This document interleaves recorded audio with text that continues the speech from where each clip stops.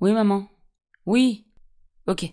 Oui, je te dis. Bisous, maman. C'était ma mère. Pouh, parfois j'ai encore l'impression d'avoir 5 ans. Tiens, si on parlait des mères dans le thème astral, c'est un bon sujet ça. La lune dans un thème va nous parler donc de notre mère, du moins de la perception ou encore du rapport que l'on avait avec elle dans l'enfance. Sachant que la lune représente également notre foyer, nos besoins, notre zone de confort, notre émotionnel, vous vous doutez bien de l'importance de ce rapport sur nos comportements futurs. Comme avec le père bien sûr, mais ça on le verra plus tard. Donc dans un thème, le signe de la lune, ainsi que le placement et les aspects, mais je peux pas tout faire non plus, ça va nous renseigner sur notre mère. Allez, petite entrée en matière, commençons par les signes d'eau.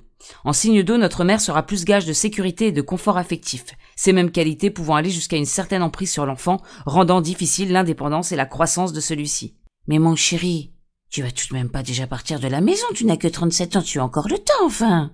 Allez, fais pas l'idiot, reste encore un peu à la maison. Je vais te faire les lasagnes que tu aimes tant. En signe de terre, notre mère nous poussera à s'incarner dans le corps, dans la matière. Elle ne nous privera pas de contact physique. En revanche, la terre risquera d'étouffer les flammes et les rêves de l'enthousiasme. Plus tard, je serai astronaute et j'irai dans les étoiles. Non, mon chéri. Plus tard, tu reprendras l'entreprise de papa. Tu auras alors beaucoup d'argent et une grande maison. En signe d'air, notre mère mettra plus le focus sur la communication, l'intellect, l'imagination, plutôt que de privilégier les sentiments. On sera alors moins enclin à l'intimité, les émotions, la confrontation, nous éloignant de la pesanteur de la terre avec le désir de rester libre comme l'air. On ne crie pas. Non, on ne pleure pas. Chut. Allez, je vais te lire une histoire, on va apprendre les animaux. Et enfin, en signe de feu, notre mère sera plus focalisée sur les promesses de l'enfant divin, au risque de négliger la réalité de l'enfant humain. On sera nourri d'aventure, d'optimisme, de foi, avec l'espoir d'un destin hors du commun. Allez ma pupuce, c'est très beau, on continue. Si tu continues comme ça, tu pourras exposer tes tableaux partout dans le monde et tu pourras devenir super connu. Allez, prenons des cas un peu plus concrets. Vous vous souvenez de ma tante Berthe, si peu à l'aise avec les émotions? Ça ne vous dit rien, je vous suggère d'aller regarder l'épisode numéro 3. Elle a sa lune en balance, signe d'air, donc pas trop de chaleur corporelle ni de proximité émotionnelle. Sa mère a toujours cherché à sauver l'harmonie. Elle a évolué dans un monde de bonne manière où on évitait débordements et excès. Donc, qu'a imprimé l'enfant? Eh bien qu'il gagne l'amour en faisant preuve de bienséance. Sa mère, ma grand-mère du coup, avait plusieurs enfants, alors forcément fallait veiller à l'harmonie du groupe. C'est parce qu'elle m'a fait peur. On ne pleure plus, on est une grande fille maintenant, d'accord? Pascal, tu arrêtes de sauter, il y a des voisins en dessous. Bon, Christine, tu vas me poser cette trottinette tout de suite. Mais dans sa volonté d'éloigner les discordes, eh bien il y avait plutôt une tendance à faire taire les remous intérieurs, et donc à freiner la spontanéité des émotions, et par la même occasion avoir la crainte de se comporter de manière inappropriée. Non, trop bien, c'est du compas, j'adore. Oh mais arrête, tu vas pas danser là enfin. Arrête. Oh là là, mais tout le monde nous regarde là. Bon bah moi je m'en vais. Et c'est rigolo car il n'est pas rare de voir ce genre de personnes mettre au monde des enfants un petit peu compliqués, apportant crise, destruction, intensité émotionnelle. Et justement, la fille de Berthe, ma cousine, Camille, elle est balance mais surtout très scorpion. Et elle a sa lune en scorpion. Et ça tombe bien, ça va me permettre d'enchaîner avec cette lune en signe d'eau. Quand Berthe était enceinte, non seulement elle était en séparation, son père était en train de mourir et elle consolait sa mère qui était au bord du gouffre. Donc période un peu difficile où la joie d'attendre un enfant finalement se confond au deuil. Forcément le fœtus le ressent, et même pas né, il porte déjà toute la complexité de l'âme humaine. Vie, mort, ombre, lumière, amour, rejet. Entre une Berthe radieuse qui porte la vie et une Berthe sombre qui porte la mort, Camille était infernale et Berthe pétait un câble. Ah là on est loin de l'équilibre de la balance où rien ne dépasse. Mais arrête! J'en peux plus, mais j'en peux plus! Tu veux un nounours? Est-ce que tu veux un nounours? Ça te ferait plaisir, un nounours? J'en peux plus. Avec la lune en scorpion, on peut développer des angoisses de ne plus être nourri physiquement ou émotionnellement. Et du côté de la mère, inconsciemment, on peut se nourrir de l'enfant émotionnellement, d'où une certaine fusion par la suite.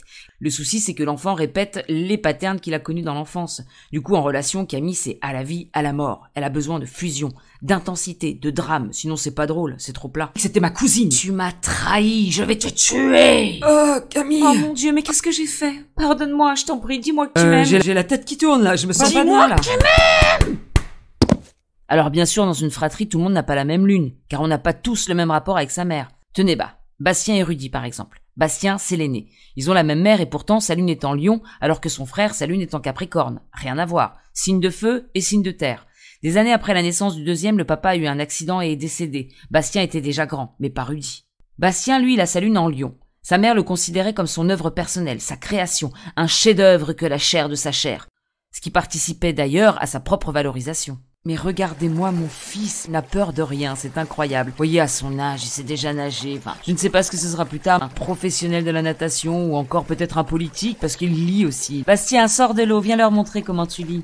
Alors certes, elle a soutenu la confiance de son enfant, elle a mis en valeur ses dons, l'a conforté dans ce qu'il avait d'unique, mais finalement ce qui en ressort c'est que la mère de type lion, eh bien elle ne se réjouit pas forcément de ce qu'il est, mais de ce qu'il montre, de ce qu'il peut potentiellement devenir. Il y a alors une pression de réussite qui va le pousser à confondre amour et admiration. Tu m'étonnes maintenant que Bastien passe son temps à essayer de briller, de se distinguer, pensant qu'en attirant les regards admiratifs, il va attirer l'amour. Quant à Rudy, lui, c'est autre chose. Sa lune est en Capricorne. On parle bien de la même mère, mais déjà c'est son deuxième enfant. Le père est décédé quelques temps après la naissance, donc là, elle a plutôt transmis à son deuxième fils une attitude de rigueur et d'austérité. Il a jamais manqué de rien, c'était une bonne mère, mais qui à ce moment-là assumait seule la charge de la famille. Le Capricorne, c'est aussi les responsabilités. Elle a toujours fait comme si elle avait besoin de personne, elle a tout pris sur son dos, elle est devenue insensible à ses besoins et à ses fragilités, et forcément, elle a aussi eu du mal à reconnaître ce Rudy. Eh, salut ma petite maman, regarde ce que j'ai encore obtenu, une médaille du meilleur assemblage col roulé lunettes de soleil. Pour en revenir à Rudy, lui, avec une mère pleine de soucis et d'obligations, il s'est forgé une personnalité. La vie a été d'emblée synonyme de solitude affective, de manque physique et émotionnel. Alors même si c'est inconscient, aujourd'hui, il a la conviction qu'il ne mérite pas d'être aimé. Et il préfère rester en retrait plutôt que de risquer le refus ou le rejet. Souvent, ces personnes tentent de faire taire les appétits de leur corps en les maîtrisant, en s'imposant une certaine autodiscipline via le sport, le yoga, le tantra. D'ailleurs, Rudy est prof de yoga. Un mec super sympa, mais assez dur, et plein de colère à l'intérieur. Il préfère rester dans ses jeux de pouvoir et de séduction plutôt que d'aller creuser ce lien défaillant avec sa mère. À défaut d'assumer sa vie, il assure sa survie. Enfin, comme beaucoup vous allez me dire. Bon allez, c'est tout pour aujourd'hui. Ciao ciao.